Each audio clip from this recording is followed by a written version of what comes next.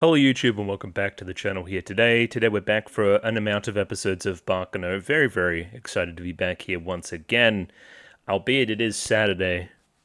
It really shouldn't be Saturday when I'm recording this. The week's definitely gotten away from me. Let's just call it work stuff. I also didn't want to record when I was super tired. So yeah, now we're a little bit behind. And as a result, you would have seen at the start I said an amount of episodes. And again, you'll see the title. You'll know how many I do. If I watched one episode today and I feel kind of satisfied, maybe we just try to get out of this week alive and just do the one. Albeit it is a long weekend, so maybe I just bite the bullet and do it. Either way, YouTube comments are up here. Right there, maybe. Yeah. Where I have one here today from Glank. You're not alone in loving the show's chaotic, homicidal maniac. Everyone loves Lad. Definitely a fan favorite, outside of maybe Isaac and Miriam. And I've, again, in the episode last week, said they are quite similar. And again, I think, purposefully so, I think there's a point of contrast between these two characters where, you know, Isaac and Miria are quite lovable, and obviously Lad is not. He's a maniac. He's crazy, but as a result, kind of comes back around and is lovable as well. It's really quite fun seeing how they play with those two characters. I wouldn't be surprised if at some point those two characters clash, or those group of characters, I guess. It's just something I would do from a writing department point of view. I did also check out this scene in the dub, and oh my god, the dub's amazing. You guys are completely right there. It makes me want to rewatch the show at some point. Dubbed is... I wonder if it's streaming on anything, so I could watch it with my friends on Discord one time. Dubbed. Maybe. We'll see. But yeah, dub's incredible. I'm very happy with the small dose that I got there. So yeah, 2 thumbs up for sure. I'll give the patrons here a quick shout out and then we'll jump into setting us back up. But if you did want to watch the episodes 1 week early, Patreon is linked in the description below. $6 a month is all you need to get episodes 1 week early. Sounds pretty cool to me.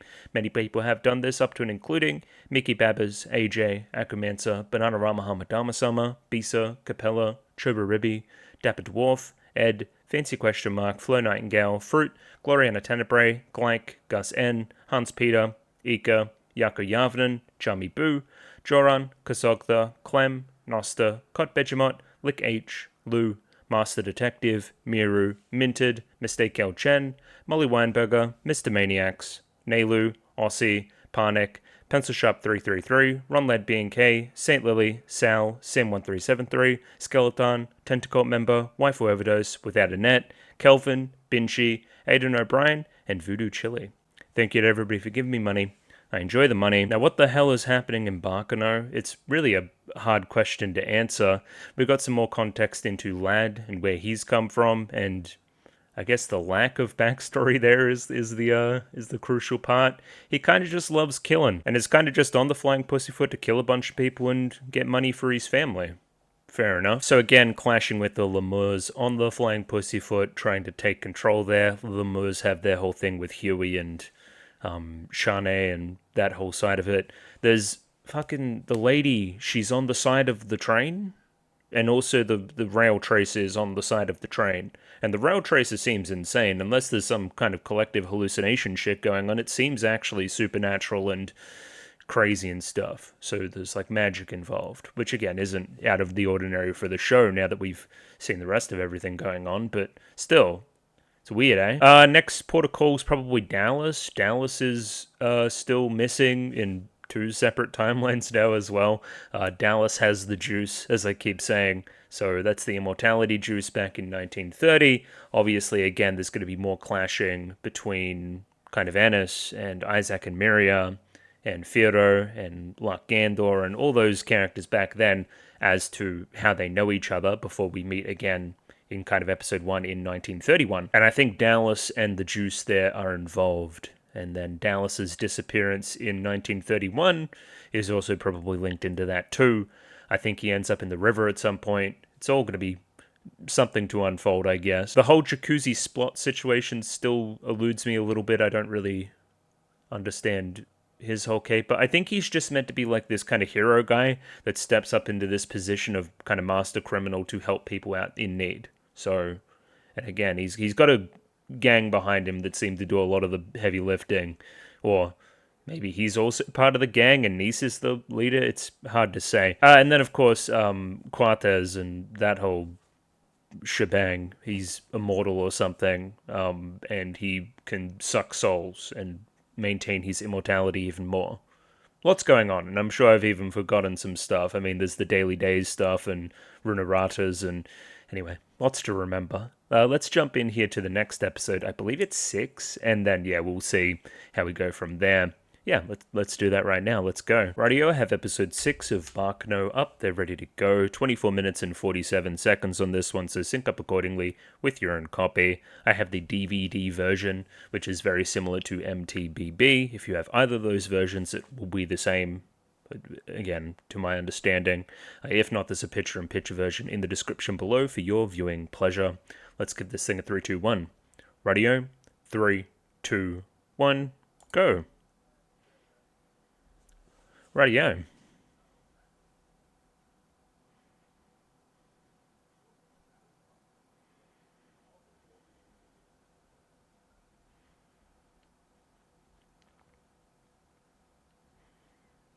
Put this up there with other openings on the channel that just kind of instantly put me in a good mood.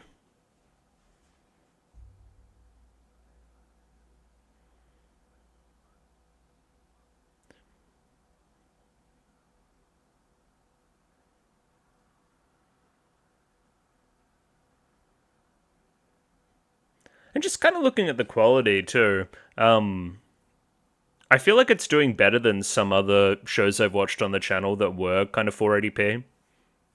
Like, I don't know what they're doing there, but it looks a little bit clearer. I guess it is a little bit later on than something like Haibane Renmei.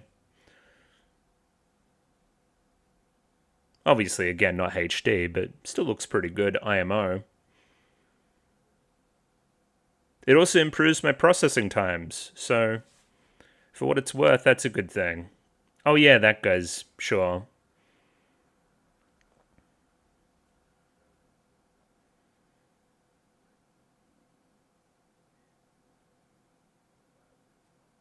I remember. That shit's crazy. Like, unless there's some perspective stuff going on, there's like a smoke monster. Like it's fucking lost. Get me out of here.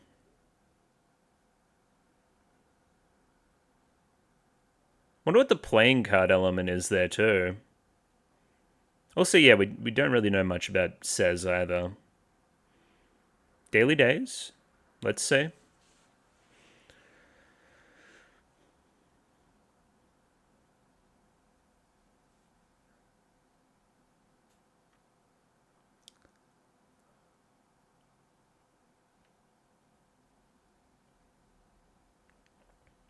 What were these proper measures?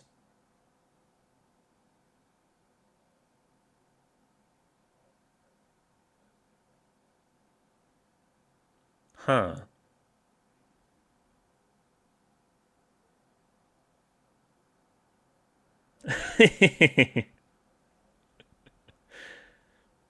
Yes, sir. So we didn't get to see that president character? Ugh, I remember that guy.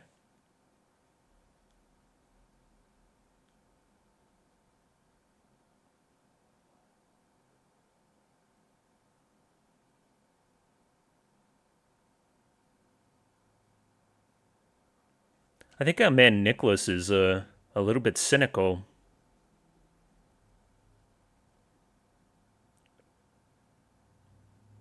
Okay, Rail Tracer episode, sure.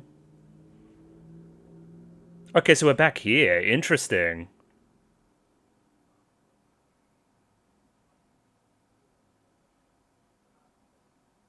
The music is crazy.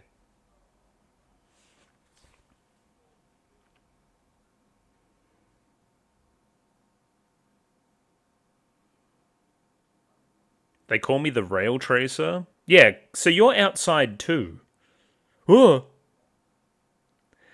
But that made the Rail Tracer look more human. Awesome shot. Loved that. That was sick.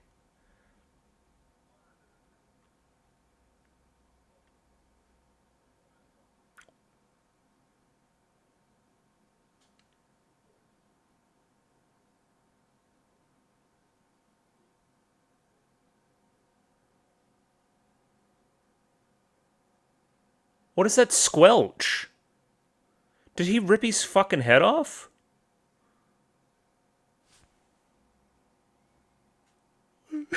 What is happening? I'm reminded of that person. Remember that person on the train in episode 1? Maybe.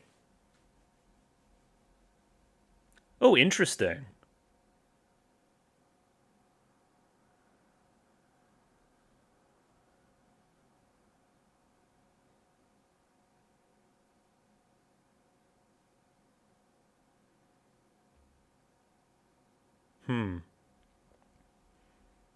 This is interesting, actually.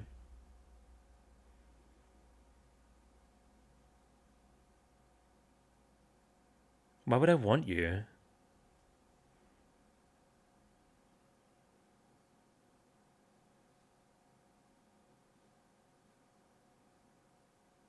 We don't rate you.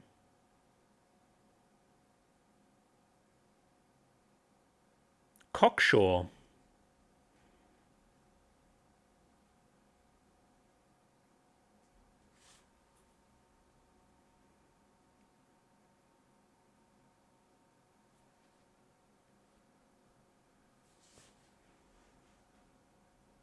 Muggings. You wouldn't be an asset.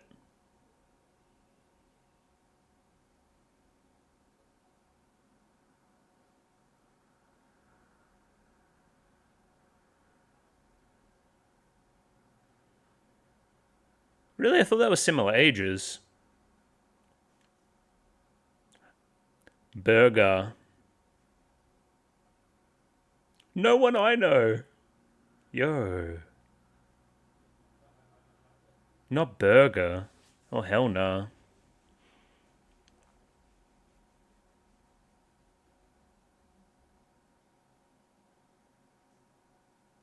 They left the box? That's random. I never saw that coming. So now we just have the box? We being the Gandors. Interesting. And you two on the move. Mary and says. We can hide?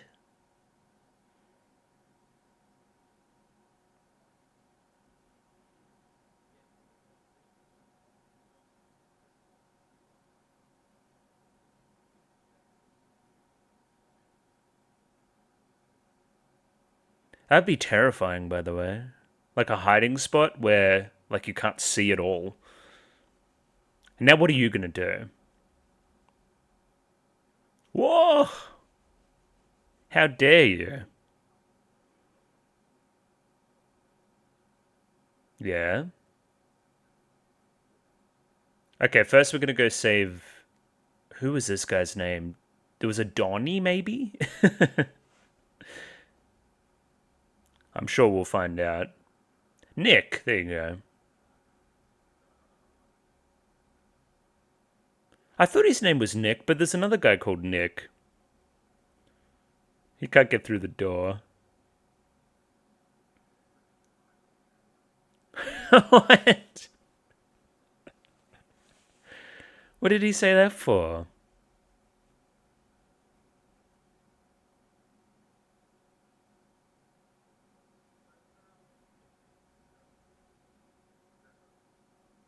No. Who the fuck are you?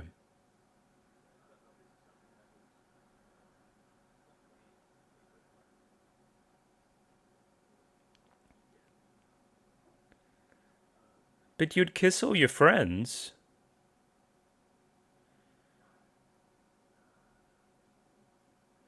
He seems pretty mean. Oh, and he's struggling to get out too. Okay, that's funny.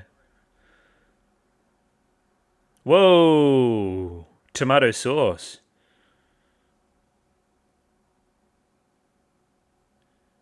Yeah? Are you gonna stay? See what I mean? It's terrifying, no?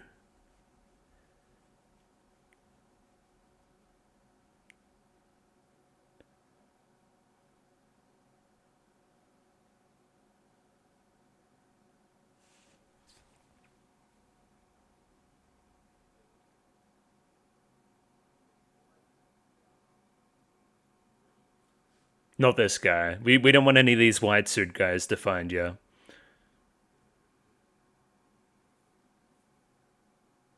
Well, somebody's gonna save the day, right? Or not?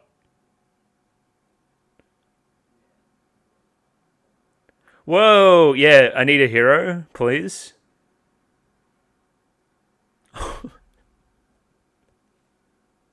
Yeah, whenever you see that dash in the subs, you know something good's coming.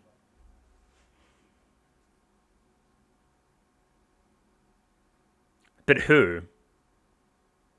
Okay. Is that better? You'd have to imagine yes. I think she's chill. Chinese chill. She's fine. Is it already halfway through? Eh, not really.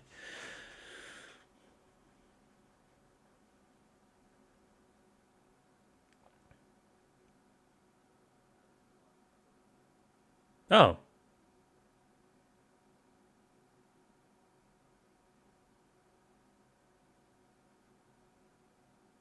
Oh, how do you know my name?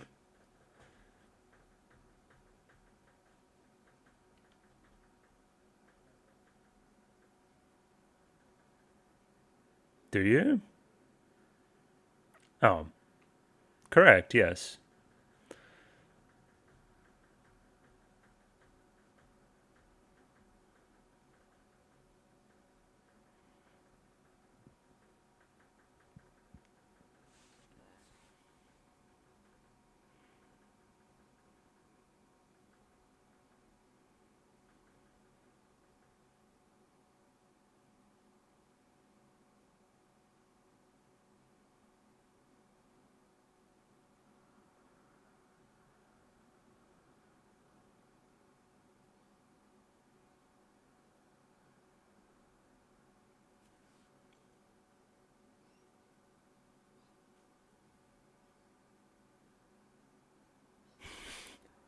Why antagonize him? Yeah. Big tough guy.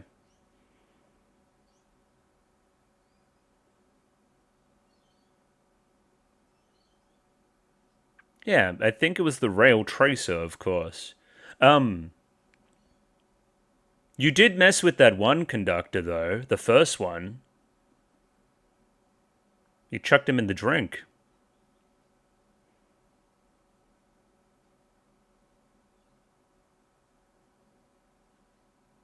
How, yeah, what went down in here? Do we get to find out now or later? I wouldn't be surprised if it's a fake out. Or not. We'll find out later. Okay, so this is after they got hit with the car. Yes.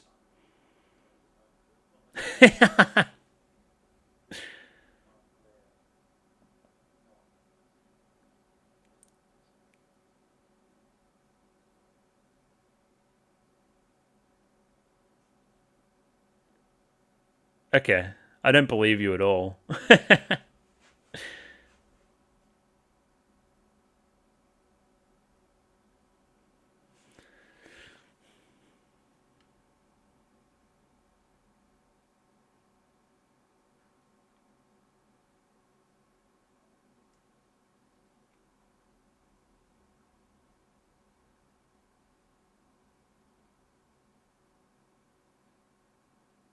All went to a burg.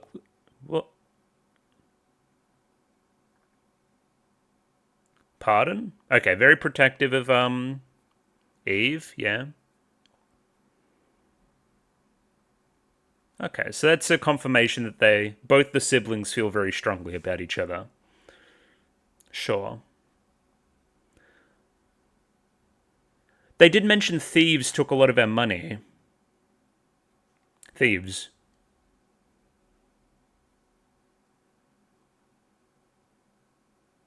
What?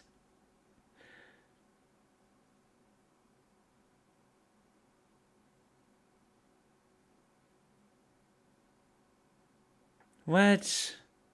Why? What are they doing?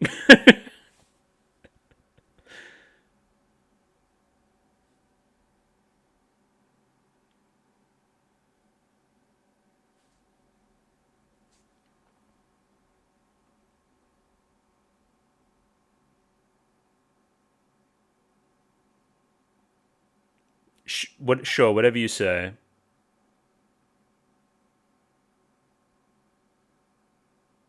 Yeah, something about stolen inheritance, right? Because at some point that gets to Isaac being shot with the bullet, I think, right? That's the correct timeline. Cool, back with Eve, sure.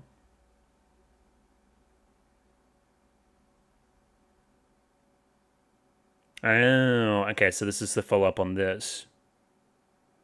Call her down? Yeah, I agree. Ah, Inspector Gadget. Yeah, what's going on here? You're weird as fuck.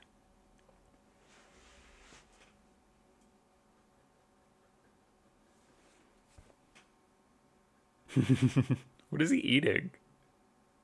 Boiled cockatoo. I hope not.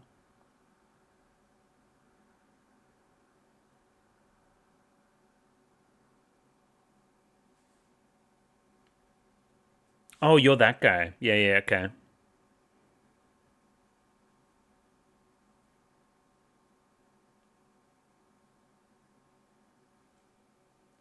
So you're calling her down. Gotcha. Okay. Or at least trying to.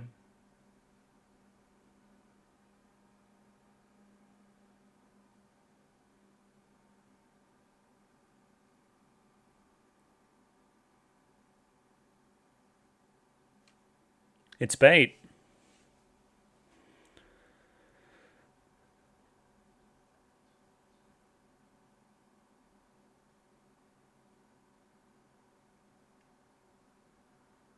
I would be a little bit suspicious. Guess it goes to show how desperate you are for info. There she is.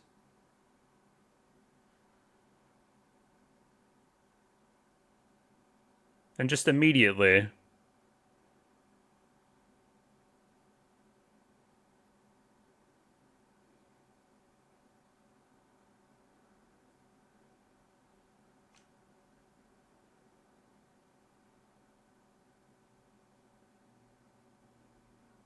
Yeah, right. That's terrible. I got nothing to say to that. That's an awful thing that happened. All right, so they butchered some lemurs.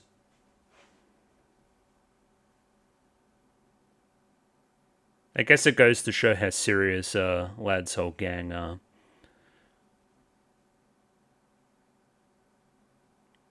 What do you see?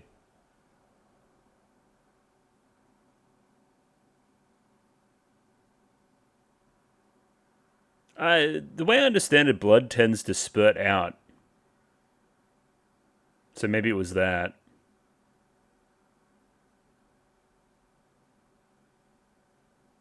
Or maybe Rail Tracer? Yeah, good point. Something's fucking coming.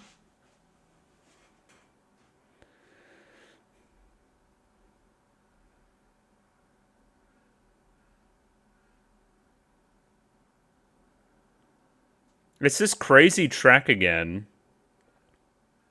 Did you see that?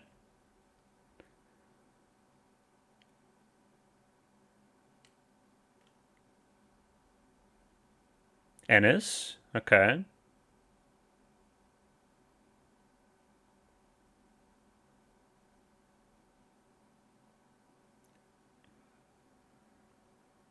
Yeah, thoughts?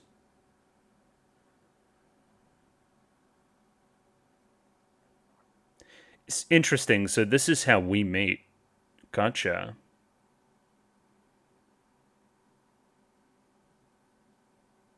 Oh, but also Dallas. Yeah, yeah, yeah, yeah, yeah. Great. I wouldn't. She's some kind of fucking homunculus, crazy, powerful, super. Anyway, she's crazy.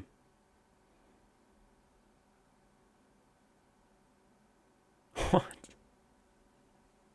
Dallas's gang have been beaten up like 4 times in the last 24 hours. No, like legitimately, it's been like actually like 3 or 4 times. Ooh. Well, he's not going to be talking much after that.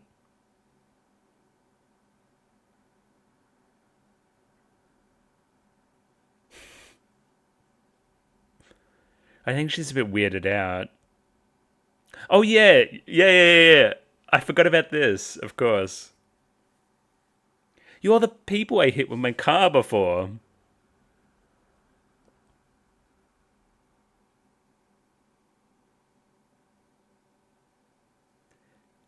My car?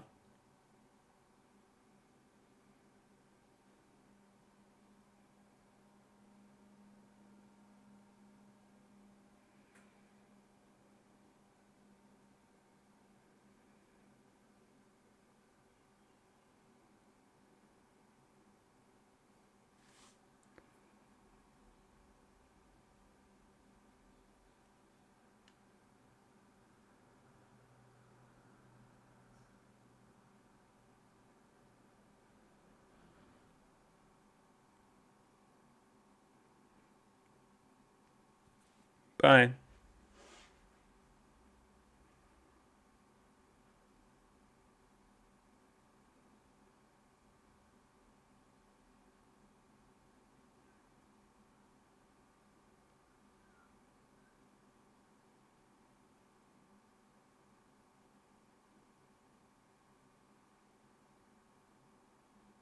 Again, cynical.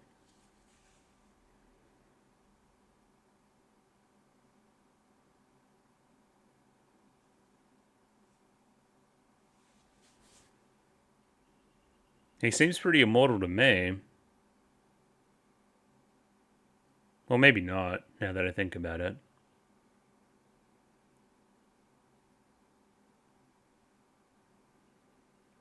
Well, maybe we do know Dallas is immortal. Anyway, I'll need to review. There we go, Claire. Assassin. Claire on the Flying Pussyfoot, Assassin, Vino, from Luck Gandor.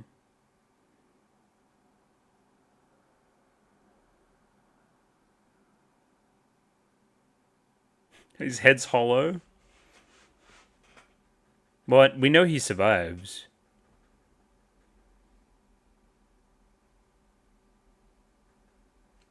The fuck?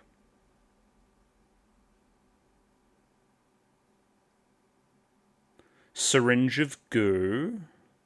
Sure.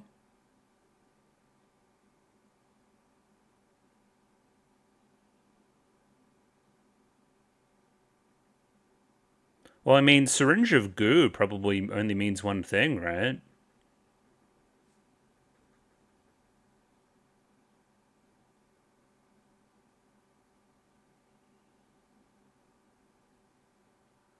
I want, yeah. Okay. That episode wasn't really about the rail tracer at all. Odd. Unless I'm stupid, who the fuck is Claire? I think it's meant to be a bit of a mystery.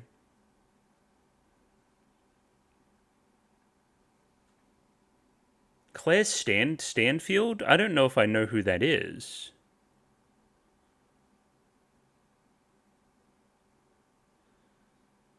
I mean, lady in army fatigues crawling around the fucking train? That would make sense. Seeing the unnamed character we have, right? Anyway, weird. I'm caught in two minds. I don't know if I should do another one or not. I guess I should. Because again, I don't know if we're going to be ultimately that big on the analysis in that one episode. It was kind of just more. Just incrementally pushing across each part of the story a little bit longer. We'll do a second, why not?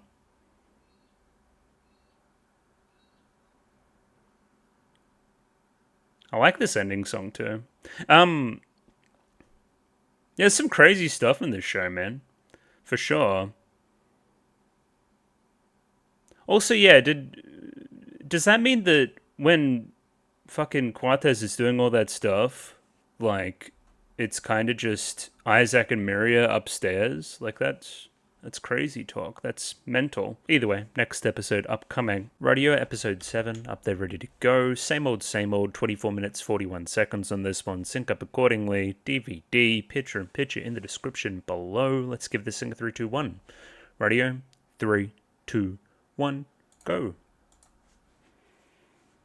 And we're back once again. Yeah, I don't know really where to bounce off here. I guess the injecting Dallas thing's kind of weird, eh?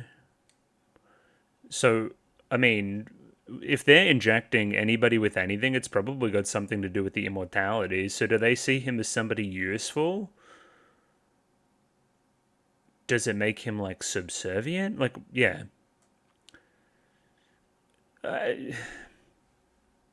I just think that notably in 1931, Quartez isn't there. At least not to my knowledge. And Enna seems to have gained some semblance of independence. So, what's going on there?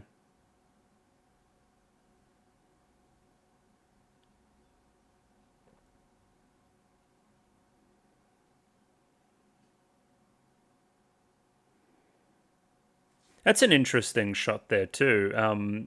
He throws a dart and it kind of just runs past Lua. Like, that's almost a metaphor, right? He, like, plays dangerously with her.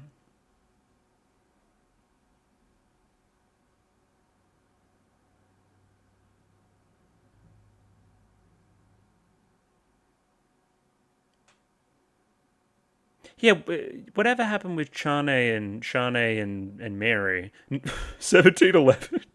Okay, I thought this was coming at some point. Okay. Interesting. I didn't think we'd do it now. I thought we'd save this for later, though. Because it was foreshadowed in the first episode, is the point. Okay. The rail tracer. Or not. Ugh.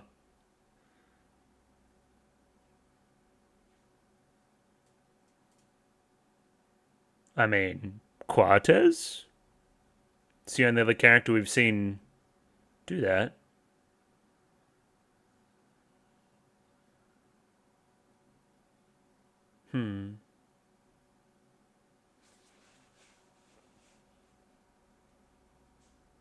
Alchemists?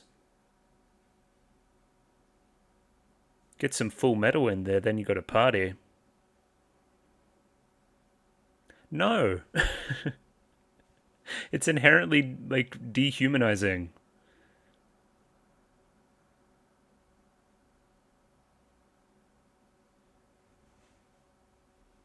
With great power.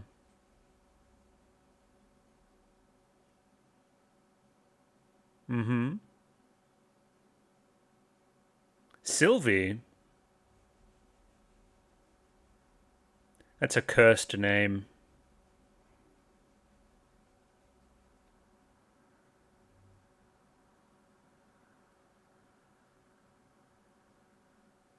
Misa?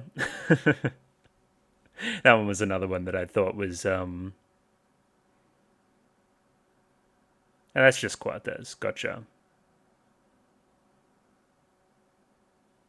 Renkinjutsu.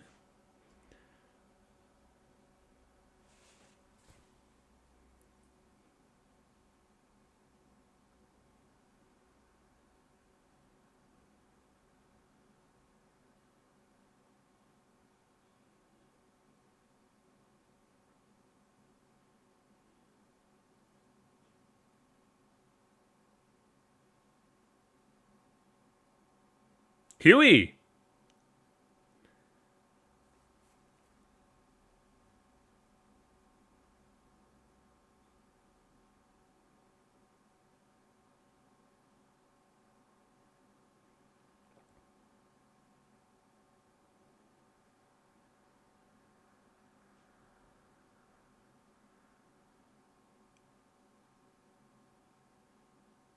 Yeah, a lot of circular logic there.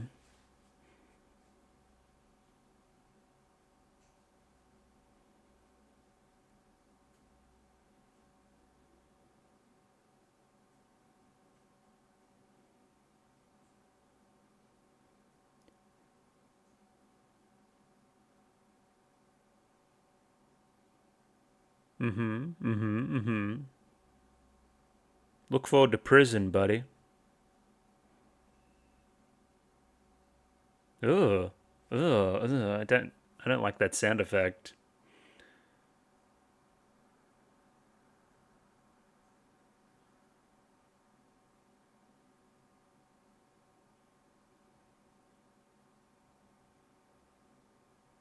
It's all happening. Ugh. I mean, that's just Quatas, right?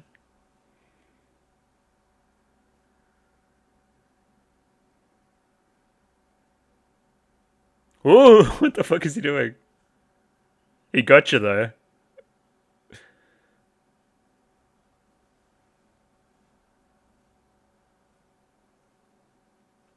And guy with the glasses there, that's Miser, right?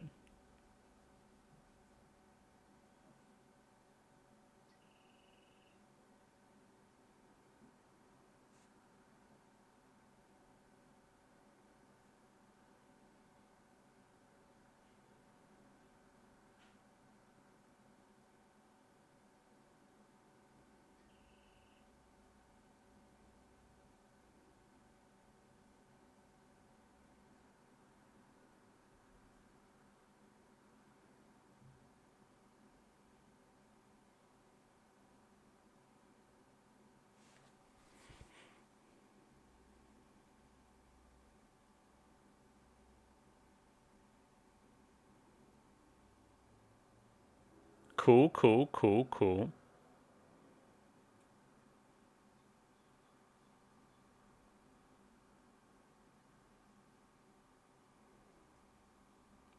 Doesn't sound scary at all. Definitely seems like something people should do for sure.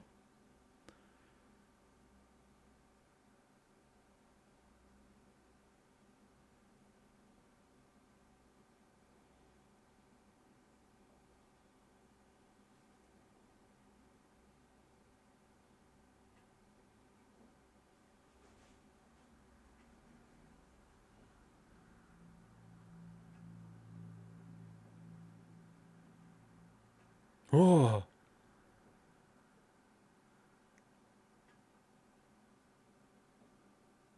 some kind of rail tracer.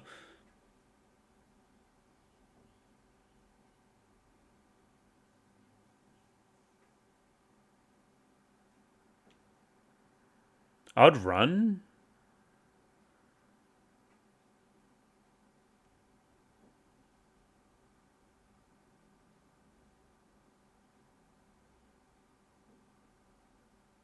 Oh, yeah.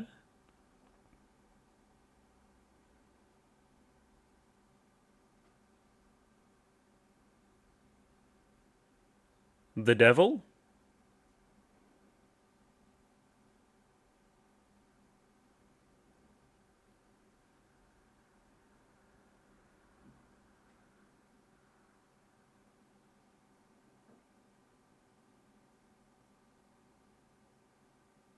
Me alone? Miser?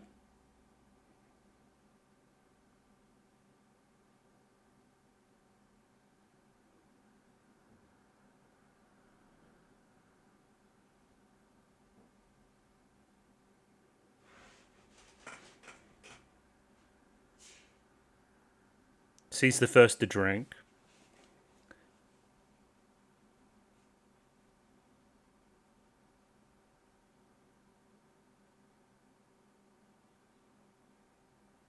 I mean,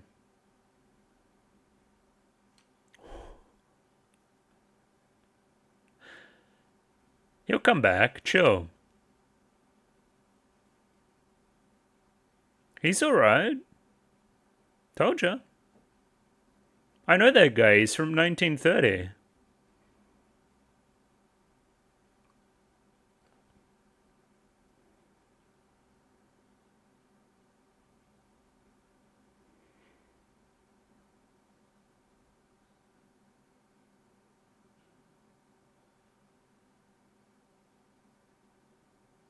The greed of man.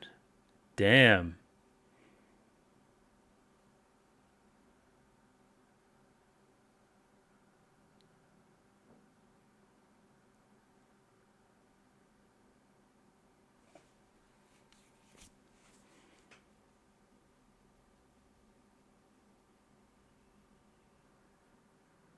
Nissan. Gotcha. I mean, we knew that Miser drank too, for sure.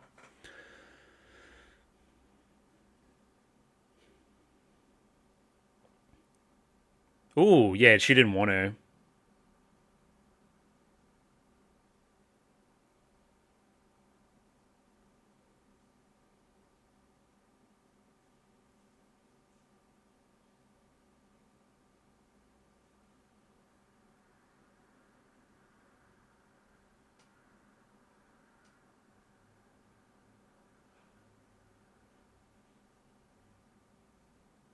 %100%.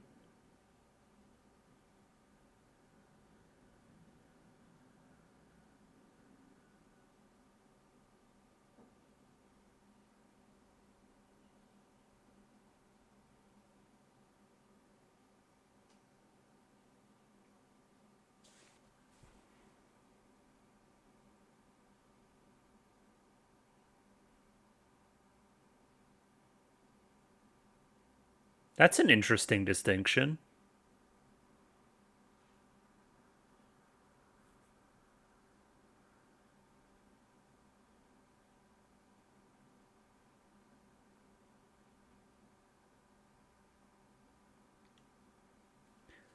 Interesting. Okay, there's a ton there to bounce off of, for sure.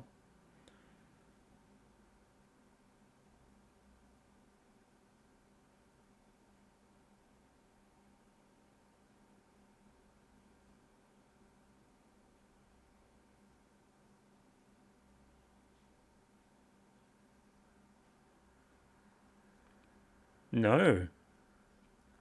I wouldn't give humanity the ability to absorb other people.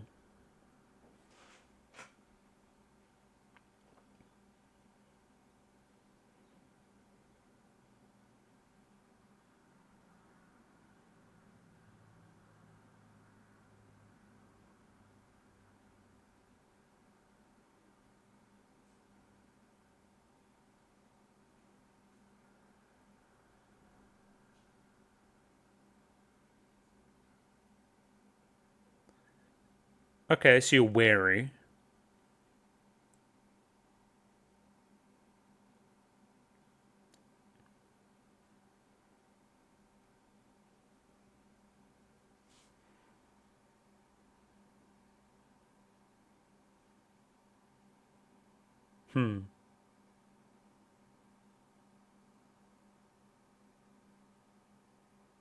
Elmer Fudd?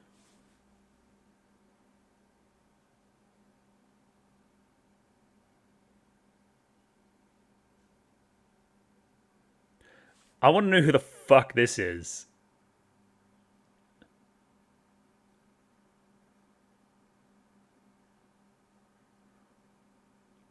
Yeah, me not seeing his eyes freaks me out.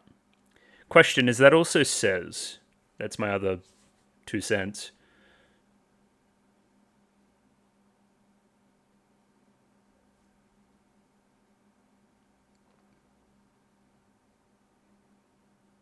Pardon?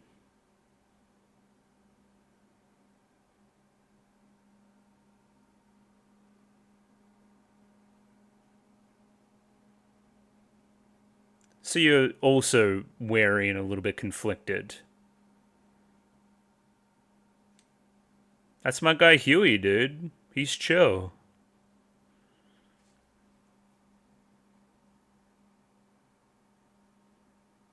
Brethren, you're insane.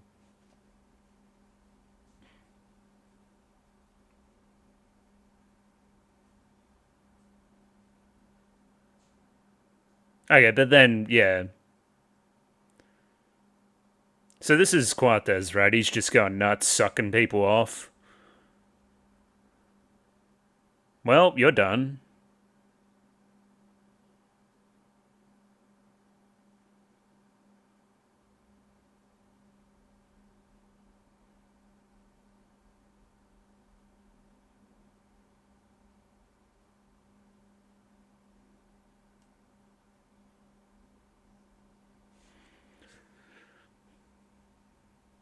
Oh, We're not that different, you and I.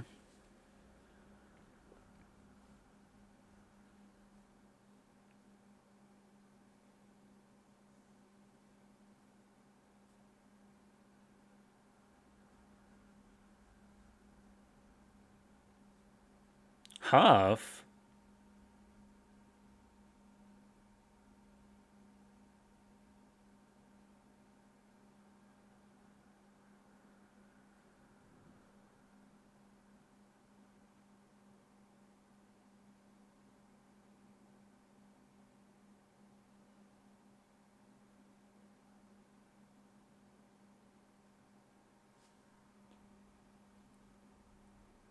Hmm.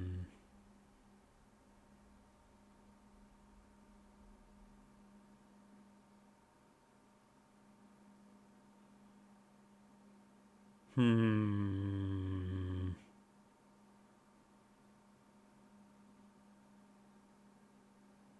The secret ingredient is cough syrup. Okay. So we're on the same page, sure. That's good. Okay. Because I know that fucking he has half the formula. Quatez does. Like we see that in 1930.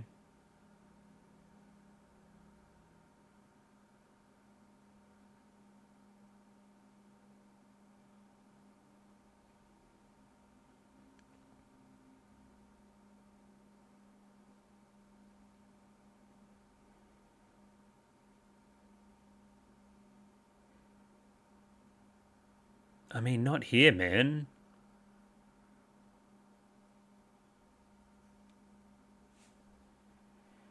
Yeah. So we're on the same page there too.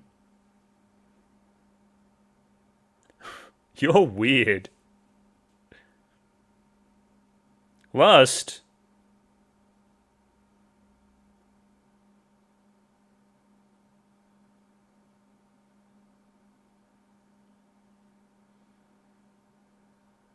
I know what he means by that too.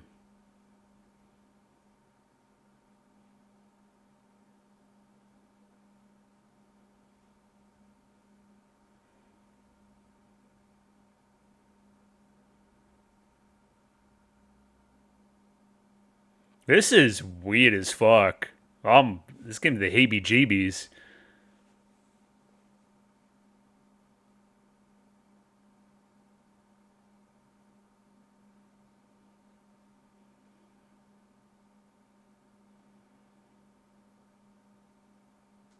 %.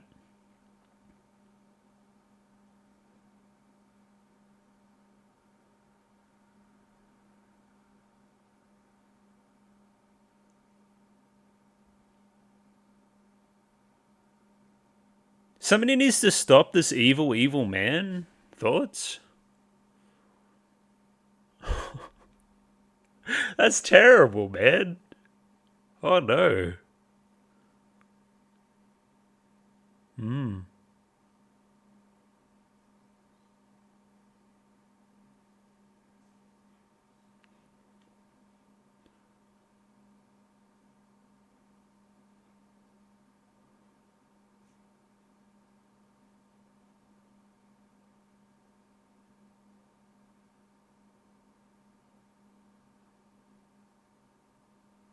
I see. I didn't see that coming. So she pretended to drink.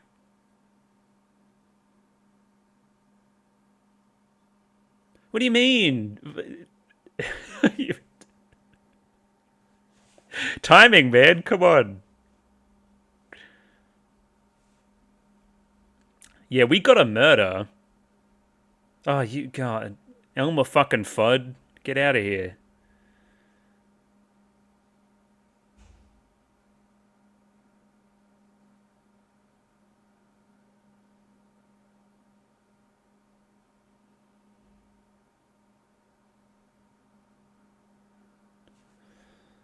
He's immortal.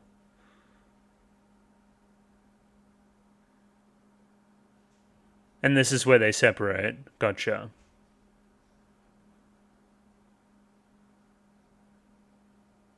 Well, he's gonna be fine too.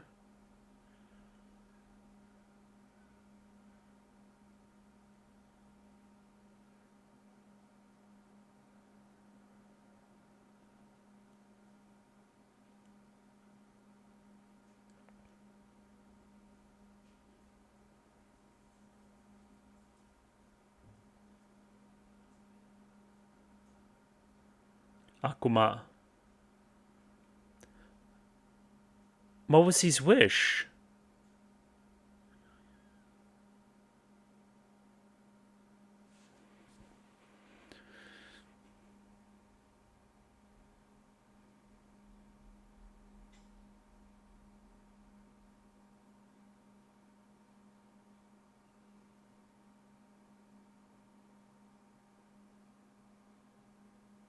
Nothing to smile about.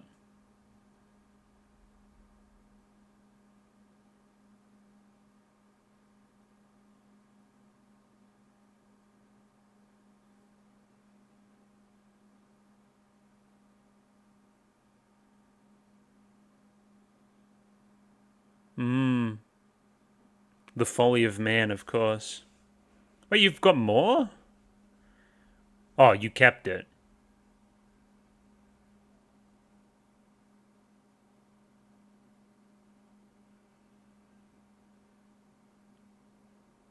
Yeah.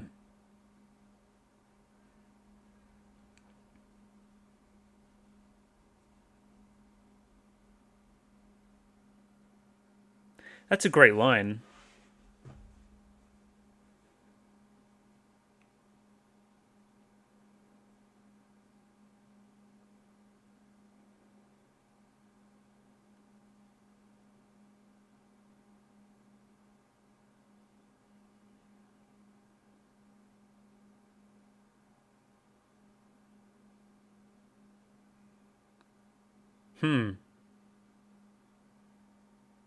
Interesting.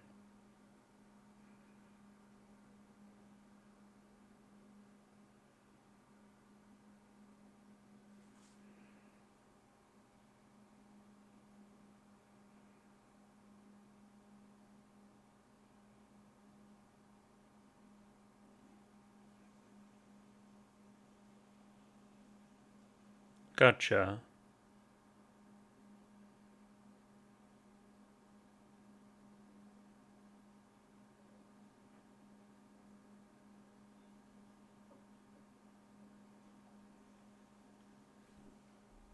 That episode flew by. Yeah. I mean, I saw this episode coming probably from a long way out. It's just like the initial inception of everything going on and part of the connective tissue between all the characters, and clearly, again, hitting home the themes of the show from the earliest point. Which, again, the lot of themes about greed in the show thus far, for sure. Between rival gangs and stealing money and eternal youth and yeah, yeah, yeah, for sure. I just thought that this would be later in the show. It was very well set up early on. They're like, we could start all the way back here. It'd actually probably be the most logical place to start, but I mean, in a narrative sense, it makes sense to do it later to, you know, explain some origins. I really liked it. Yeah, a little bit on the predictable side, but I do like the teasers to other characters going forth. Obviously, your Sez and your Huey. I don't know who the guy with no eyes is. Another really, really specific piece was we can't change our names, which I think is really funny. So it's always who you think it is, I guess. All right, and we're back with Isaac and Miria next week.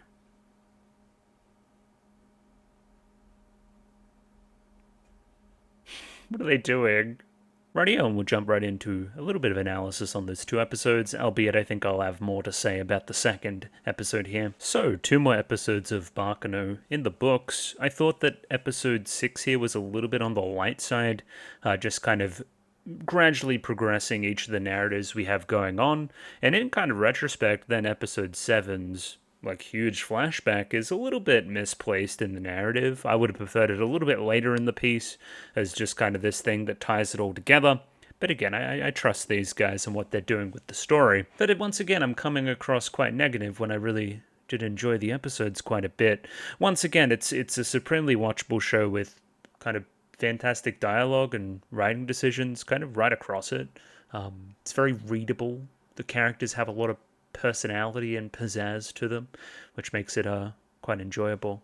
And yeah, the machinations in kind of flipping back and forth between 1930 and 1931, and a little bit after that as well, is definitely fun. It's like, okay, well, then how did we get to there? How did we get to there when we're here back before? That stuff's always really fun to figure out. In a bit more of a concrete sense, I guess I'm Miser's pretty locked in right now, but I'm still wondering this whole Firo connection, of course. Is the implication also that Sylvie drank the juice eventually? Because we did kind of see her, at least somebody that looked like her, in a bit of a montage there towards the end of episode 7. So that's a fun turn too. Fun's a strong word, but anyway. Yeah, Huey seems kind of rad. I like Huey, and it kind of his whole shtick, his whole like gang has this kind of cultish religious element to it. So him getting kind of intertwined with this devil character, this Akuma, I think that's quite interesting too. It makes a lot of sense. It's a puzzle piece that slots into place quite well. And yeah, I mean, other than that, I think we just try to bounce right through here and have another discussion. Once again, I think most of the stuff centering around the latter episode of the 2 here today. But let's go back through regardless. We'll see what we can see. We start here with the Daily Days. We have Elan and Nick explaining to the president the current situation with Gustavo and Eve and the information given forth in the previous episode. So we use this as a little bit of an all-encompassing thing about Nick and his personality traits here thus far, or I guess Nicholas, because there is another Nick in the show. He's very cynical. So I thought he represented the Daily Days overall, but between Elan and the president guy, it seems like we have a little bit more of a moral compass than that, and we don't just sell out everybody. Nick, not so much. He just whatever can get him more information and more clients and more money, he's going to do it. Tying this into journalism is kind of funny too. There's certainly some journalists that, they're in it for the love of the game and whatnot, and others that are a little bit on the scummier side. Potentially, again, that lines up with the show's themes about human nature and greed and all that other kind of stuff. Yeah. Are we willing and able to sell out people for money? Isn't that literally what Cortez is doing as well? Anyway, yeah, Nick's quite cynical. That, I guess, is the takeaway here. Again, in the presence of, the president and Elan and stuff, who seems to outrank him, he's very much like, oh, I had to do what I had to do in the face of his, monstrous strength, that being Gustavo. But then, yeah, behind closed doors, it's like, hey, make sure you get as much info from the whole Gustavo Eve thing that's about to go down as possible to the other guy, who we see at the scene later on. So, two-faced, that's his thing. That being said, Elan here is also kind of a, he's a bit bootlicker. Like, he's very quick to nod along with whatever the president's saying and, make sure that he's being seen as agreeing with him, which rubs me kind of the wrong way as well, but it's fine. This was also the guy that locked eyes with Eve during their meeting previous, which I thought was odd. Now, in retrospect, that is clearly that like these two are working in tandem, and like he's making sure that oh shit, this is the Eve thing. Okay, let's make sure we pay attention here. Let's make sure I lock her down for later, what she looks like, all that other kind of stuff. It's like, oh, her. It's an acknowledging look, I guess. Probably something he didn't even mean to do. Specifically here as well, looking for information on the Gandors as well in this whole shebang. So let's try and get them involved. If everybody's after Dallas, then, let's get ourselves kind of adjacent to this conflict and try to gather as many leads as possible. Back on the flying pussyfoot now, of course. It's kind of like in the wake of the rail tracer attack, everybody's panicking and the lemurs are getting taken out one by one. Particularly wanted to shout out this shot here. There was, the shadows here are excellent. I don't know, there's a lot of kind of mystique and mystery around the rail tracer, and using shadow and smoke and stuff to hide their identity it's working a lot for me, I guess. Now, I had my suspicions that the rail tracer was doing similar things to Guates, where, we were, like, sucking people up and that kind of thing. But I guess in retrospect, that doesn't make much sense, because there was bloody corpses around the place, all over the place and stuff. So Doesn't really make much sense now that I think about it. But no, we also learn later on that we can only do that to other immortal people, or other people that are, you know. I guess Barnes wasn't full immortal. Anyway, it's weird. He can do it to some people. So, very, very pointed, specific moment here where we have whoever the hell you are. We still don't have a name, I don't think. And then the VLC crashes. Very cool. But yeah, they very specifically lock eyes here for a moment. We like see an eye color there almost. And then we dispose of you. And then he comes down and he whispers something in her ear. And that terrifies her to the point where she just fucking runs away. But I don't want to kill you, is the ammo there. That's what I'm getting from that. So it's not the act of I'm killing a bunch of people and murdering them that shocks you so much. It's what's said. It's the whisper. And I can't even hope to speculate on it right now. Like, what could it even possibly be? I guess it implies that maybe the rail tracer knows something about her that nobody else should know. Or you said, oh yeah, blank is next or something, and that terrified you. I don't know, I got the feeling that those two characters knew each other.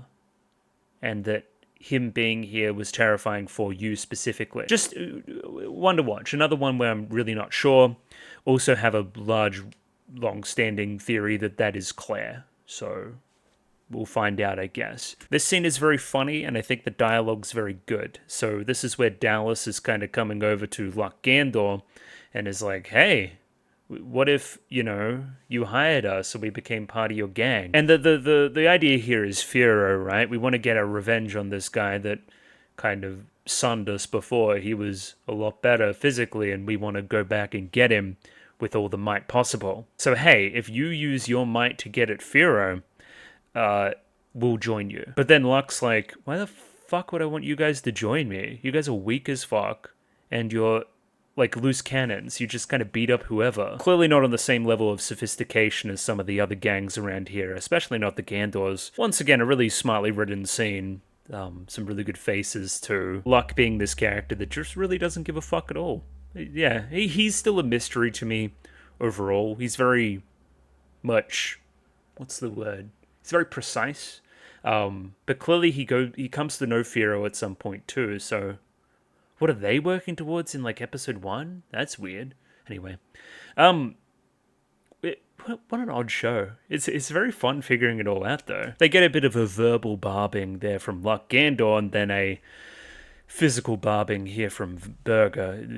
They're not welcome, essentially. And again, attacking the ego of Dallas, which seems to be a very easy thing to do, saying that they got beaten up by one guy who was way younger than them. Now, granted, character age and figuring it out is kind of one of the great joys of the show, but I didn't think that Dallas and Firo were that dissimilar in age. Anyway, weird. So just as we're counting it, right, they got beaten up by Firo today, sure. So then they, beat up Barnes, get the liquid, right? Then they get beaten up by the Gandors, by Burger. Look at them, they're beaten up here. And then they get beaten up by Ennis later. They're just terrible fighters. They should go, learn some martial arts or something. Go to a gym or something. I don't know. Stop trying to... I would get more physically strong before doing any of this other tough guy talk. But again, one of the major themes of the show is comparison between two individuals and people having power and people getting stronger and greed involved in that and stealing others' talents and that whole side of it. So, I mean, it's all there to be seen, I guess. I don't know. It makes sense that Dallas is doing what he's doing. And a lot of the show is ego and avarice and man's folly and whatnot. So he fits in nicely. I wanted to note this. This was the first, really unexpected thing. The Gandors have the juice now. I didn't know that. I'm trying to get to a point later on whereby kind of Isaac and Miria get the juice. Ennis is already kind of immortal weird. Luck has the juice. Firo has the juice. How does all that happen? So I'm imagining it's this juice here. Maybe everybody shares a drink here at some point. Another one, we know that Isaac gets shot, no. But we also see in episode 1 that he gets grazed by a bullet. So is that when he gets grazed by a bullet? Potentially. That would imply, again, that he's immortal before that scene. Does that imply that, they drank the juice? But then why would they get the juice there? It's all very confusing to me. Next up, we have Sez and Mary. Sez tells Mary to stay in here, which I think sounds like a terrible spot to hide, because it's like terrifying. You can't basically see out and see if anybody's coming. Once again, and I'm using this word a lot, Sez is very cynical here. He's like, oh yeah, now that nuisance is dealt with. Again, he's not that dissimilar to Quatez in his personality trait, which is not really considering other normal people as people, thinking of them as disposable and, being very greedy in doing so. Thinking that people are useful insofar as they're useful to me, right? And not, again, I almost feel an obligation to deal with this before moving on to the bigger fish. And his line from a few episodes ago, can I use this conflict between the Lemurs and kind of Lad's gang for something on this train? Can I use this? So it seems like he's going to walk off and do whatever is done there. Specifically here we see at the kind of end of the first episode there as well, Misa meets up with Sez. So again, they know each other from the ship way back in the day. It's all just, I don't know what your end game is, I guess. I don't know. I'd be pretty cynical about immortality personally if I was to remain fucking 10 years old for 200 years or so. That doesn't seem very fun to me. So again, I'm interested to lock in on Sez a little bit more when we can. Now I just have to find the immortals. Yes, there are immortals on this train. That's what you say. Weird. Wait, who's an immortal on this train then? I don't know. Shanae isn't. But Huey, they got Huey's gang there. Huey's not... He didn't make them immortal, though. We can see that. They're dying right now, so... Weird. Good piece of visual comedy here as we jump over to Jacuzzi. I like this guy trying to get through the door each time. We kind of reverse that frame a little bit later, too, when we're trying to get out. Like there. Very fun. Speaking of very fun, we also have Lad and his disco dancing antics too. Just a joy on screen to watch his Lad. I like him quite a bit. Very clear to see here as well as Lad's infatuation with Lua, running over to her specifically, freeing her first.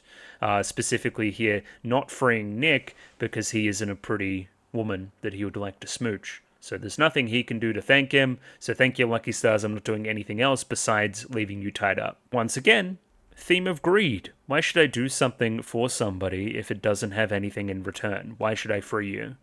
Lad's kind of greedy and murderous. Not the kind of person that we would want to have immortality, I guess.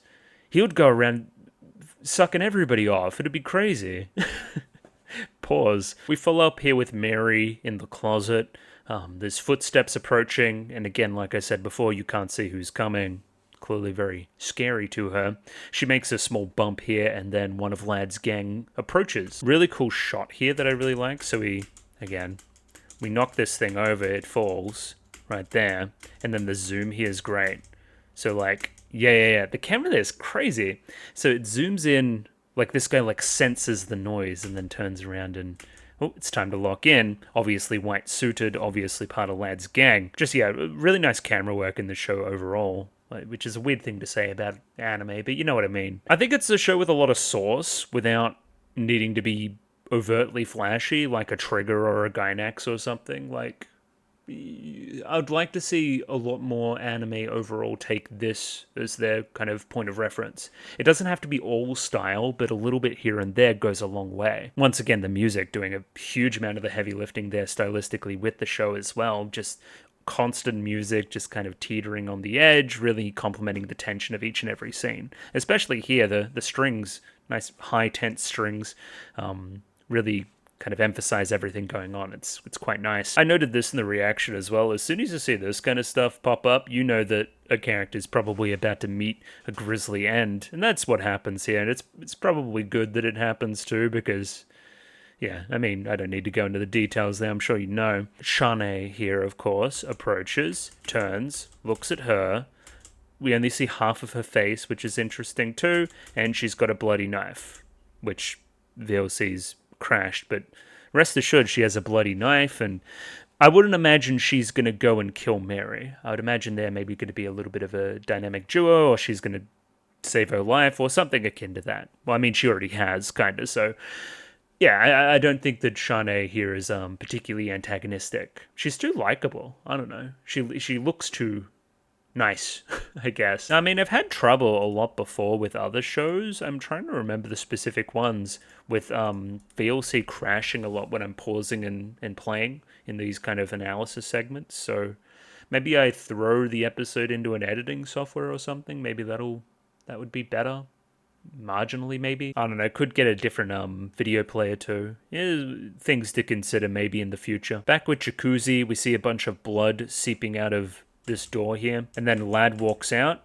So this doesn't necessarily mean that Lad did it, considering the rail trace is also at large and butchering people and whatnot. But Lad did walk out. So, got a bit of blood on the suit there as well. Maybe you just did it. It's hard to say. It's just blood on the ceiling, I guess. But if you, like, slash at a neck hard enough, I'm sure blood could spurt up there. So Jacuzzi's a scaredy cat, and Lad's supremely confident. Lad's very scary. Jacuzzi's thing seems to be about being brave in spite of, logical sense, I guess. He's got a lot of valor, and he wants to save people and stuff. And he stands by his friends. He seems like a broadly pretty heroic character. So again, setting these two up to clash, especially considering the Russo family and the history there with Jacuzzi's gang, it seems like, again, these two characters are pretty primarily linked too. Jacuzzi fascinates me. He's very selfless in a show full of people that are very selfish. More needs to happen there, I think. Specifically here we see Jacuzzi like stealing himself as Lad professes that he's about to kill everybody on the train, and then, if you don't plan on being killed by us, then jump off right now and die. But yeah, Jacuzzi chats a lot of shit. Basically, hey, you're not going to do that. We're going to save people. We're going to stop you. All that other kind of stuff. Really like hero type stuff. Very cool. Weirdly enough, here's this is interesting. So, Jacuzzi mentions that the conductor's dead, and we didn't do that, and I don't think the Lemurs did that either. So now we want to go investigate that, and I think the rail tracer did that. So, it's like the first time I've seen Lad like kerfuddled and confused, or confuddled, I guess. Weird. I want to see where that goes. So Jacuzzi here is just kind of letting them go for now, which is a weird context. I don't think... Like, that was Lad, who's already brutal, flanked by, like, 10 guys. I don't think it's a good idea to face him here anyway. But specifically, we're like, yeah, for now, we'll get him later. There's someone else we have to take care of first. Oh, okay, it's just whoever we find in the bloody closet, I guess. Okay, just make sure they're okay, see what happened, maybe. Either way, here, back with Isaac and Miria in 1930, they've just gotten hidden by the car. I guess that's our jumping off point. We know that later that night, they get shot. So it's not the night yet. So it was a very important placing in the timeline there. It's on the same day, just a little bit earlier. They're very good at talking a big game too. We're going to spit on the car and I'm going to hit him and stuff. It's very much like child's play. It speaks like somebody that wouldn't actually do it in a show full of people that would actually do it, I guess. They're a point of contrast. They're very goofy. Then we jump over to Dallas, who's discussing how the meeting with the Gandors just went pretty poorly, and we ask some questions of Dallas here that are very revealing. So, hey, Dallas, isn't your family, like, loaded? Can't they just give you some money to go, like, hire some goons or something if you want to, fight Firo? But no, we don't have as much money anymore. They said it went to a burglar last month, so they got stolen from, essentially. Now, again, in the previous scene, we saw the master thieves, Isaac and Miria. They're talking about stealing an inheritance. I think that's all linked. So, Isaac and Miria stole money from the whole Dallas Genoa situation. Not ideal. Again, they keep stealing money from people that are very evil. Sure. They keep getting away with it, though. The other revealing thing here is that one of the guys here says something about a cute sister, something about Eve. Dallas does not like that very much. This confirms that the affection between the Genoa siblings is mutual. They both care deeply for each other. Cool. And yeah, I mean, back here we're like beating people up and stuff. Over here we're like playing silly buggers with masks. Like it's tonal whiplash is the point. Again, deathly serious over here. fairly goofy over here. As for like stupid puns, we were time thieves because we stole a bunch of watches. There was the time where we tried to steal that whole museum, but the best we could do was steal the entrance so nobody could enter. Cosplaying the entire time, baseball used once again. This time we're dressed up as mummies. It's very much like, you know, classic British museum type getup, I guess. But yeah, very funny. We stole the legacy of that rich man. Now there won't be a fight over the inheritance, so we were like doing them a favor. I believe that's Dallas's inheritance. Or maybe not even. Maybe it's not even linked and, you know, it's just, oh, we saw two thieves that we didn't like very much. Considering my money just got stolen and I want to blow off some steam, let's take it out on these guys. Either way, it's bad news because Dallas meets up with somebody that just doesn't take himself all that seriously at Isaac. Again, whatever. I'd love to see Lad meet up with these two. I really think that would be funny. I don't know, I keep saying it, but just like, I'm really about it versus I'm like a fucking cartoon. Like, that's a really fun dynamic. Felt like the pace of the episode dropped a little bit here. We just kind of, this felt like a necessary scene, not really a very interesting one. It's just kind of Gustavo basically just catching Eve. That's the entire scene, really. I will say Inspector Gadget over here continues to elude me. He has a character design and he seems important and we're focusing on him. I wouldn't be surprised if he's some kind of double agent involved somewhere. Some, like, maybe has links to the Gandors or something. It's hard to say. He's definitely something to keep an eye on. This guy from the Daily Days is also nearby, just having a look, as kind of forecast by Nick before. Yeah, I mean, essentially, we see in real time how Eve gets baited by the love of her brother into acting recklessly and leaving the house and getting stolen. It's, yeah, I agree with myself from the reaction where I'm just like, that's terrible. That's awful that they did that. So yeah, I mean, that's my 2 cents, I guess. Locking up the maid like this, too, it's all just, like, not good. I hope somebody finds her. Like, that's they've, like, locked her up. Back over here with Jacuzzi, he gets, you know, a peek inside that room that the blood was seeping out of and sees... I mean, what did you expect to see? It was actually a bunch of corpses and stuff.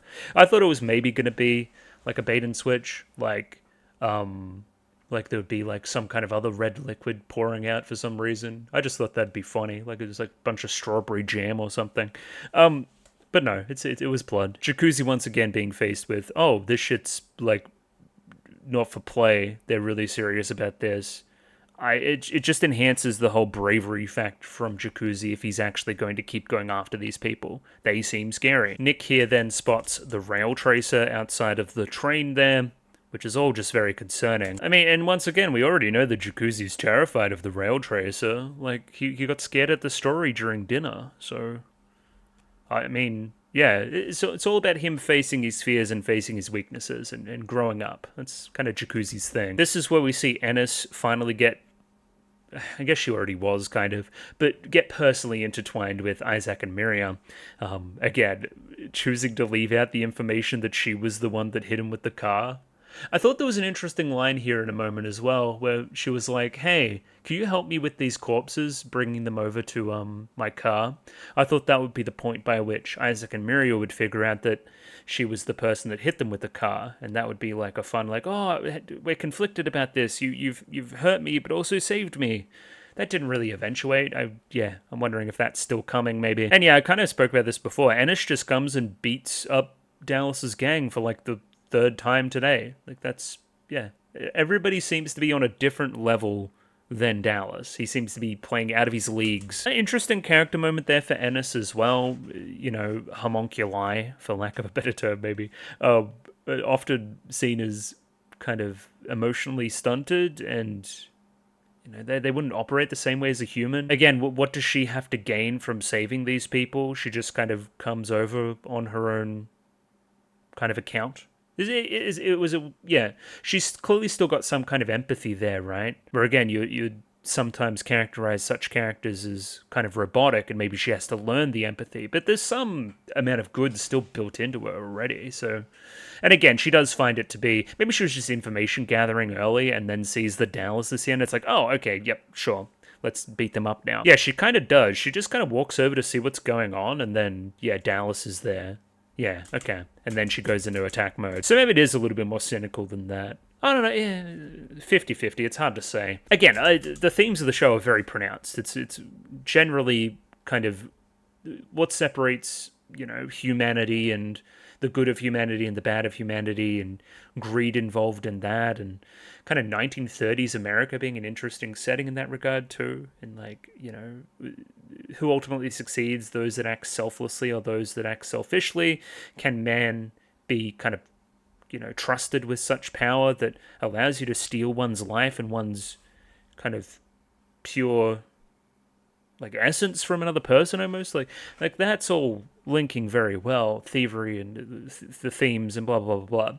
So Ennis kind of learning over time to act selflessly when she herself is kind of not human. That's very much really fun areas to be playing in.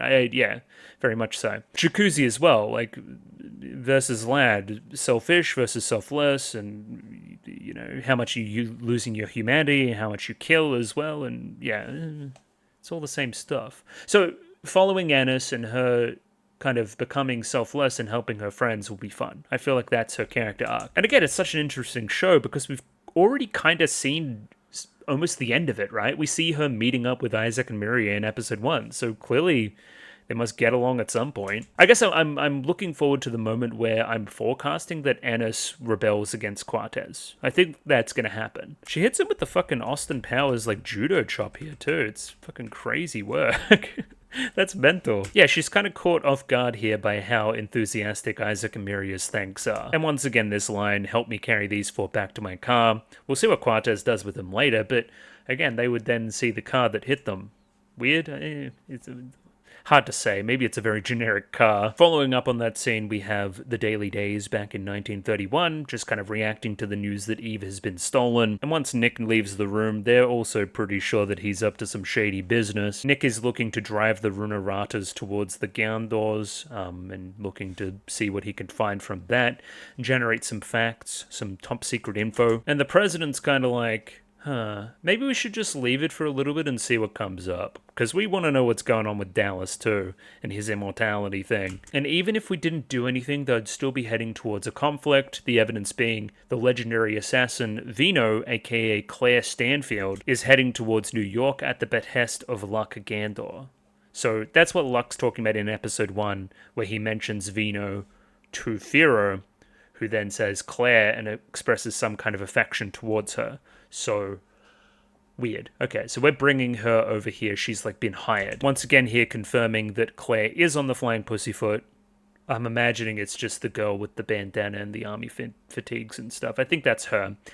Anyway, final scene of the episode here. We see Cortez inject Dallas with some shit. Not before kind of dissing him, saying he doesn't seem very smart, but sure, let's inject him. Why not? Now, quick thought. I can only absorb people, right? I can only absorb people if they're also immortal. But again, in the previous scene, we were talking about, okay, how was Dallas immortal? Well, he just got injected. So it isn't to suck him off. That's not what they're doing. I hope you like that I keep saying that. I find it very funny. Yeah, so Dallas is immortal. We injected him because he has a role to play, per se. But again, my read is that Cortez isn't even alive in 1931. So another interesting element, and I probably should just talk about it later, but I'll talk about it now. It seems that you almost, in absorbing somebody, you don't just take on their info, you also take on some of their likes and dislikes. It almost warps you in some way. Specifically, again, because, and I'll get the names later, he sucks up that guy, and then it almost makes him affectionate towards Sylvie. Yeah, that's another one to watch, maybe. So, again, how do you kill Cortez? You suck him up. Does that mean that somebody sucks him up and then is just as evil as Cortez? Does that make sense? Anyway, just kind of spitballing here at the end. I've had a little bit more of a think about this scene in the wake of everything, so this is me coming back after recording everything, and I've got a couple of theories. So one, we want to basically use Dallas. We've given Dallas something that he can use to then fight Firo, which is something he wants to do. We want Dallas to return that favor, to reciprocate in some kind of way. Dallas should know where the juice is.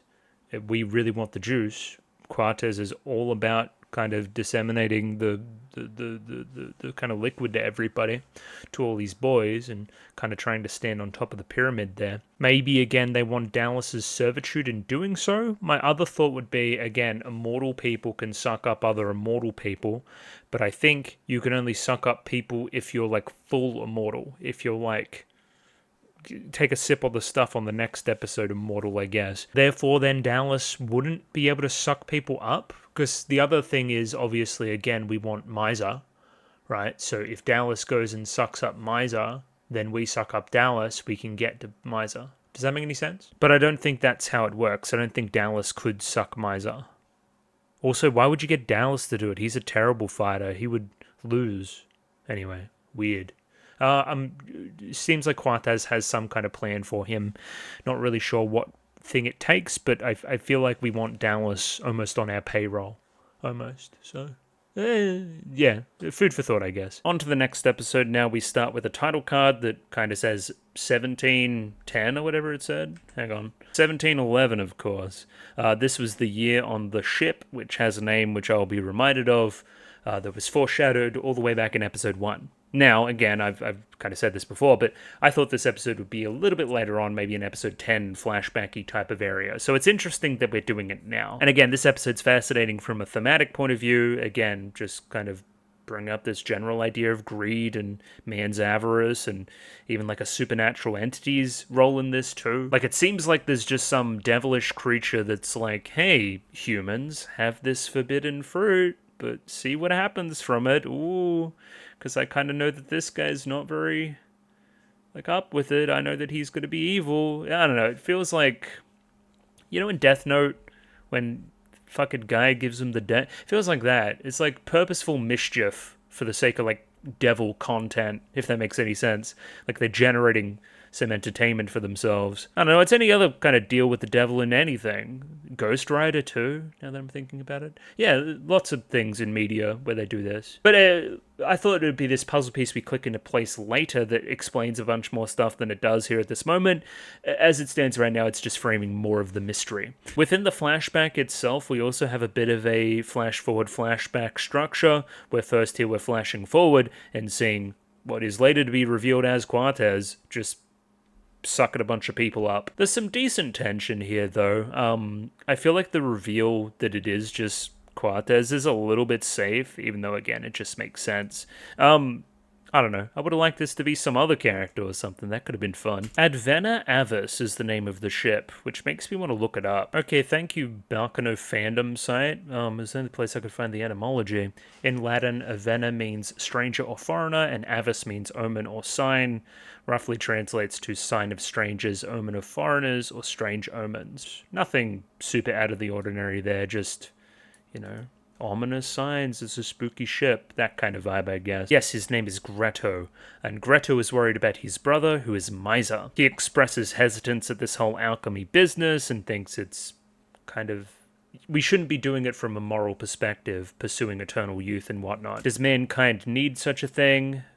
Sylvie here's like, but if it's a way to come near to the secrets of the Grand Panacea, is it worth the risk? Once again, a candle here, and kind of a wavering flame being a major metaphor. Huh. That being involved in because that was something we did with Pharaoh and his initiation. That's kind of interesting. Again, and he was unwavering. In that same way, Gretto here is kind of unwavering in his hesitation for the whole affair and for the secrets and whatnot. It's only Miser forces him to learn the stuff later on, which is ultimately dooms him. Like, interesting. I don't know, it's a great visual moment. Long shadows on the ship as well. It's a really cool episode, actually. And yeah, these two are all over each other, obviously. Professing love, and if I am to be immortal, I want to be immortal with you. And even if I'm not immortal, I'll be okay as long as I'm with you. They're clearly just deeply, deeply in love. Again, this is just building up the tragedy. It's almost, like horror movie-esque. You're just building up stuff to fall down. So I think everybody here, they're kind of all alchemists. And again, Cortez questions Miser and his ability and his authority, which continues to this day, I guess. Now, my read was that initially Quartez and Misa were working together, and then there was something later on from this point that caused the rift between them. But no, when he calls Misa a traitor, that is in reference to the stuff that happens on the ship here. That's what I think the truth is. Quartez here, interestingly enough, also, he's like, oh, this stuff's nonsense. I can't believe we're even like giving it credence. So he isn't super into it straight away, which is an interesting touch. Question, who the fuck are you? Do we call you a name? I don't think we do. We have like Elmer later on and stuff, but we don't really hear your name. So yeah, that guy with no eyes, he confuses me. I feel like he's just being set up for a reveal later on. Speaking of characters that were set up earlier that are being revealed now, hello, Huey. Huey looks a lot like Claire, or not Claire, excuse me, Chane. Clearly, again, sharing that last name, Laforet. Is she a daughter? But then we say that she can only live one day. What's that all about? It's all very weird. Huey being back here, that's a great puzzle piece sliding into place. I feel like that's very well done. I'll rant and rave about his scene kind of in the crow's nest later on. I feel like that's really well done. He's very clearly well read on this whole alchemy thing, as is Greto here. Studious and kind of aloof. It is what we can say for Huey thus far. And also questioning Greto and his wavering desire to even do this, right? It's like, it's almost our resolve as alchemists to do it, right? Huey is not worried. He is instead just very interested. He seems, again, above it all, like a scholar, just kind of like, I wonder what's going to happen here. He seems very in control of himself as well. Also very charismatic, somebody that would potentially attract somewhat of a cult-like presence. Seems to be very interested in human greed and how he can use it. I think I shouted out that this here might be Misa in episode 1, so I want to give credit to myself. Even if I didn't say it, I thought it, I guess, so it's not particularly surprising to me that he is here, sharing that same name, still having glasses all the way back here. So yeah, it's good. It's good stuff. A little bit later on, this is the following night. This is when fucking Quartez is going crazy and slurping people up. Yeah, just kind of, hey, we found some clothes. Nobody was in them. Another guy's gone too. Clearly somebody's on the loose, now knowing the context that we know, and is, sucking them up, killing them, absorbing them. Something that has been brought up that we can only do to each other. There's this great tension in this scene, again, even if we don't see it right now, of okay, we've all been kind of handed this ability to kill each other on this ship, on this kind of isolated place all alone at night. It's just kind of like waiting for somebody to do it is the kind of vibe. Like, it's just a matter of time before somebody like murders. Like, I like kind of closed off murder mystery type stuff like this. So just kind of waiting for that powder keg to kind of blow up is it's a great moment. I like it. So Misa seems pretty supremely talented and is the guy in charge, right? He has the respect and adoration of the people around him, Quartez not included, and he is about to do some original sin type stuff. Some guy passed this on to me who is a man who once practiced at the same school as me of alchemy, and apparently he's the same guy from like 200 years ago as well. So it works. This is like eternal life type stuff. My grandfather attested to him not aging. Let's see what we can do with it. We see a reaction here from Quartez, which is like pretty center frame as well. Something to pay attention to. He gets very interested when we bring up the idea of somebody not aging for 300 years. He's an older guy. Maybe he's more fearful of death than other people around here. Again, if it is demonstrated to him later on that this is legit, then he sees an opportunity, right? Like, yeah. And there's a lot of ego in this as well. He doesn't really like Misa, so he's like, I'm going to become better than you by absorbing people. Like, it's very clear to see his character motivations is my point. There's some great shots panning around to the crowd as we're doing the ritual as well, just basically letting us know all the important people that are watching on. And yeah, after the words are said, actually, the devil here kind of interrupts and basically says, like, I can hear you, like all the time. You don't need to do all this fucking ritual shit. But if you're that desperate, I guess I'll grant you some power. And I mean, it's not exactly new, fresh trodden ground here, but like assigning this kind of devilish presence and saying that he hears all thoughts at all time from the inside, like people's dark recesses of the minds and whatnot. It's like the devil here is in every man. There is a side of every person here that could be like this and be, you know, I don't know. There's a reason why the devil on the shoulder and the angel on the shoulder is a thing. It's kind of what we're doing here, right? Like, I'm already here. I've already been inside all of you here at some point, you know? Specifically here, Miser is singled out as well. We can see, like, him almost, like, spirited over here, and the background characters kind of disappear. He is the only one here that actually learns the recipe behind the Grand Panacea, right? He is the only one enlightened with this knowledge. Quartez and everybody else do not know. He wants to know. He's also the first one here to step up and grab a glass and have a swig. It's also through his own cynicism. He wants to call an end to the charade and quickly says, oh, it's all a sham. I guess you won't believe unless I fucking decapitate you. That's pretty metal. This show's kind of cool when it does stuff like this. I don't know. That's awesome. But then he's quickly back to life after getting his head chopped off. So yeah, he is eternally ageless. He is immortal. Not exactly a subtle moment here, but I feel like a necessary one. After seeing that the stuff works, everybody rushes forth, bumping Sylvie here out of the way, and grabs a glass and swigs. As soon as we see, like, something desirable, right? I don't know, it's like human nature to, like, stampede and trample to get to somewhere where they want and, you know, push past others. Again, it's very clearly the greed theme again, you know? We saw that it works. We saw that I could be alive forever. I'm very, very quick to jump forth and grab some. Everybody here drinks, some without thinking at all.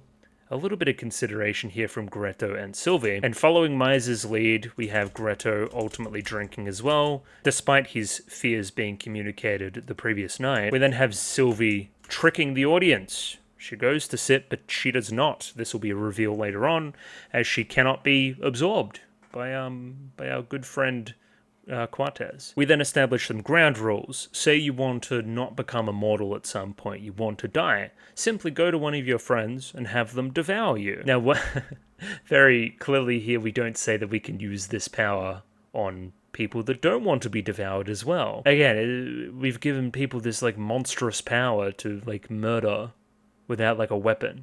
We can just, and also get all their knowledge. It's this temptation, you know? It's the whole thing. Very obviously here, Quartez is the one looking down at his own hand, like, oh, I'm gonna do this. This is being combined with, kind of the stuff from the following night, where Sylvie is being pursued and everybody's being taken out by a rogue Quartez. This is where we see another one of the rules. I will make it such that those who drank cannot use false names, so you're always going to be who you are right now and known by that name. You can't be known by any other name. Which I feel like is more just a plot convenience than anything else, because if not, we would be suspecting of a lot of people on this ship right now of still being involved in the plot even today. So, stuff to consider maybe. I don't know. Again, kind of projecting forward, I can't imagine the solution to defeat Quartez is going to be also absorbing him, you know?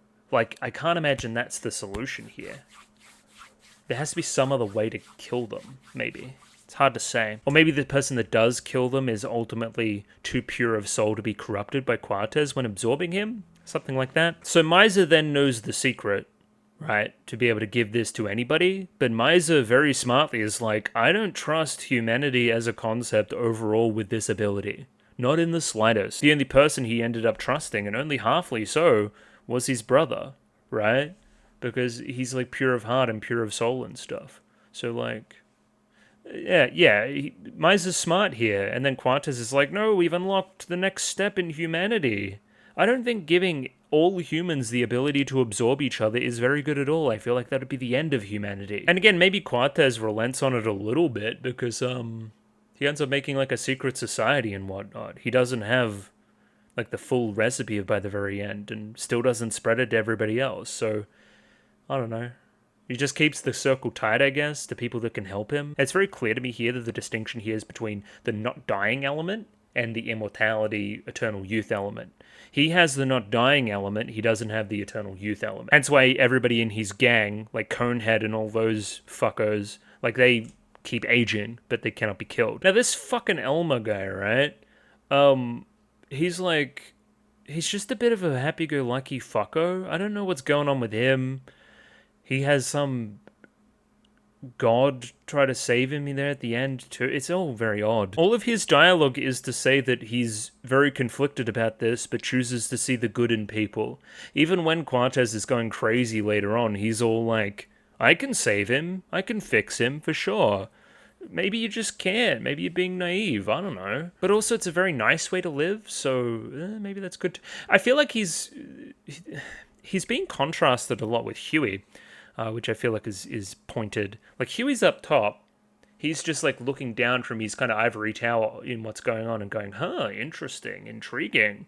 Where Elmer here is getting more involved. He's like, oh, I can intervene and save people and stuff. And he ends up going down below, contrasted with kind of Huey up above. So like, you see what I'm talking about there? Like heaven and hell too, kind of.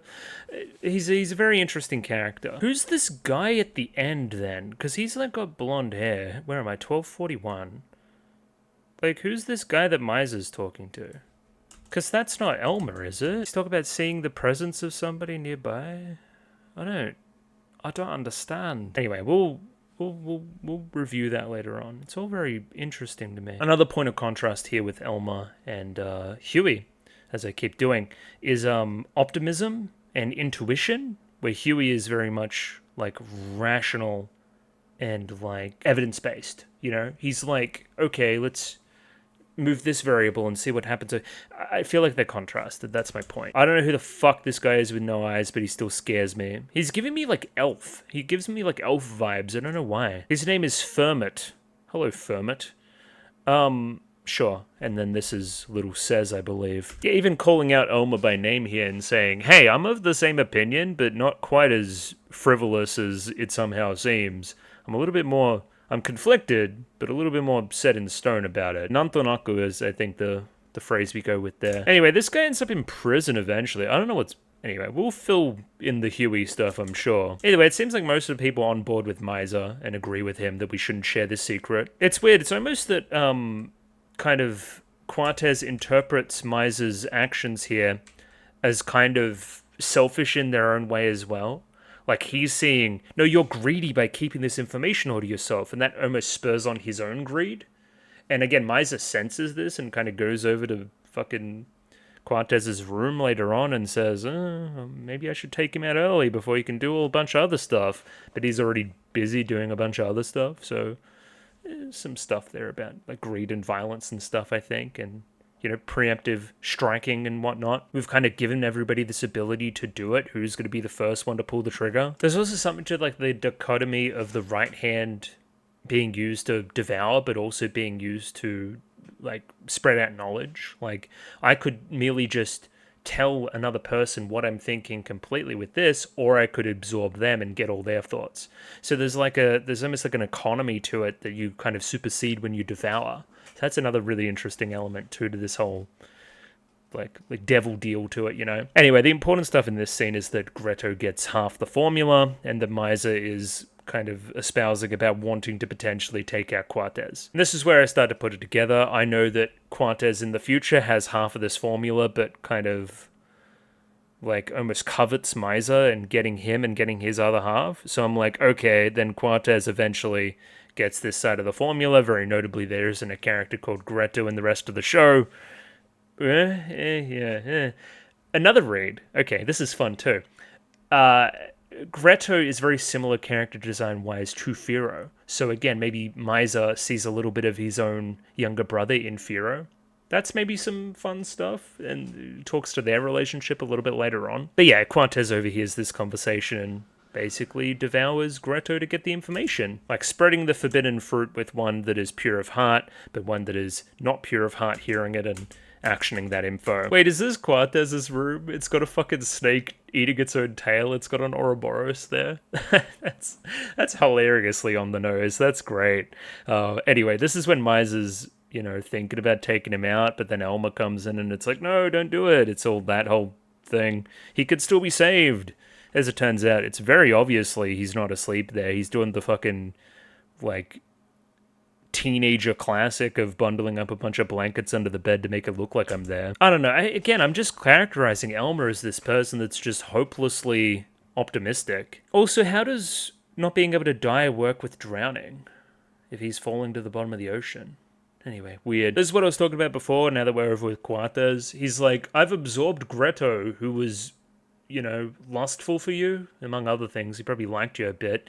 That lust has been absorbed into me, so now I look at your body and it's attractive to me. It's all just very strange. The reveal here at the end of this scene is that she didn't drink, so she can't be absorbed, which I feel like is a really fun reveal. I didn't see it coming either. But this is like the reveal to the audience and to Sylvie that Greto is dead. So I guess that's its importance as well as a scene. And yeah, it seems that Quartes has got a taste for this devouring thing. Now that I've devoured some people, I'm going to devour a bunch more, because just feeling everybody's feelings all at once is intoxicating to me. And again, it seems that in the future, in the current time in the show, it seems like that kind of hunger hasn't been satiated.